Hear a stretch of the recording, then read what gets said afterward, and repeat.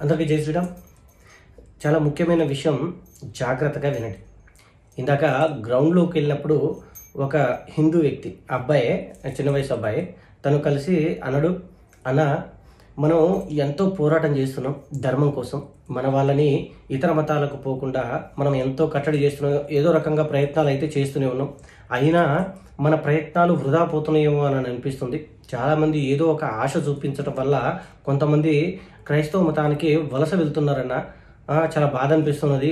రాను రాను మన హిందుత్వ జనాభా తగ్గిపోద్దేమో అని అనిపిస్తుంది అని చెప్పి అన్నాడు. కొద్దిసేపు నేను నవ్వి ఆ తమ్ముడు భుజం మీద చేయి వేసి, తమ్ముడు మీకు 2 ఎకరాల వరి పొలం ఉంది కదా, అందులో ఊరేస్తున్నారు కదా, ఊరేసిన తర్వాత దాన్ని కోత కోసి కుప్ప నూర్చేటప్పుడు ట్రాక్టర్తో తొక్కించి ఆ వడ్లని గాలికి చెరుగుతుంటాం కదా, చెరిగేటప్పుడు విత్తులున్న వడ్లేమో అక్కడ పడిపోతాయి, అవే తాళొడ్లు అంటారు కదా, ఆ తాళొడ్లేమో గాలికి లెగిసి వెళ్ళిపోతుంటాయి. అంటే అవి పనికి రాని అన్నట్టు. ఏవైతే అక్కడ పడి ఉన్నాయో అవి మిగిలిపోయినాయో అవి మనకు ఒరిజినల్ అని చెప్పేసి అవి తీసేసుకుంటాం కదా, ఆ తాళొడ్లు మనకు అవసరం లేదు, అవి పోతూనే ఉంటాయి. వాటి గురించి మనం ఆలోచించొద్దు, ఉన్న వాటి గురించే మనం ఆలోచించుకోవాలి అని చెప్పి ఆ తమ్ముడికి చెప్పా.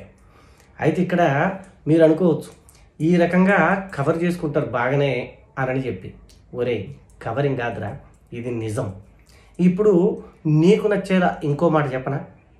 అయితే ఋతువులను బట్టి ఇతర దేశంలో ఉన్న పక్షులు ఏవైతే ఉన్నాయో ఆ పక్షులన్నీ వలస వస్తుంటాయి, ఇతర దేశాలకు వలస వస్తుంటాయి. మన దగ్గర కూడా మన సరస్సులు ఉన్నాయి, పురాతన సరస్సులు చాలా ఉన్నాయి. ఆ సరస్సుల దగ్గరికి వలస వస్తుంటాయి పెద్ద పెద్ద పక్షులు, చూసే ఉంటారు మీరు. వాటి మేత అయిపోయిన తర్వాత, ఇక్కడ వాటి కాలం అయిపోయిన తర్వాత మళ్ళీ అవి తిరిగి వాటి గూటికి, వాటి దేశం చేరుకుంటాయి. అది ఇక్కడే ఉండిపోయి భారతదేశ పక్షులుగా ఉండవు. అర్థమైందిగా? ఇక్కడ మేత తిన్నాక తిరిగి వాళ్ళ దేశానికి వలస వెళ్ళిపోతుంటాయి అన్నమాట. ఇప్పుడు ఇక్కడ వీళ్ళు తాళుఓడ్ల రూపంలో మీ దగ్గరికి చేరుకున్నా మీ దగ్గర ఉన్న మేత మొత్తం తినేసి తర్వాత తిరిగి సనాతన ధర్మంలోకి రావాల్సిందేరా. అర్థమైందిగా? ఇప్పుడు అర్థమైందా బరాబర్? అది సంగతి. జై శ్రీరామ్. భారత్ మాతాకి జై.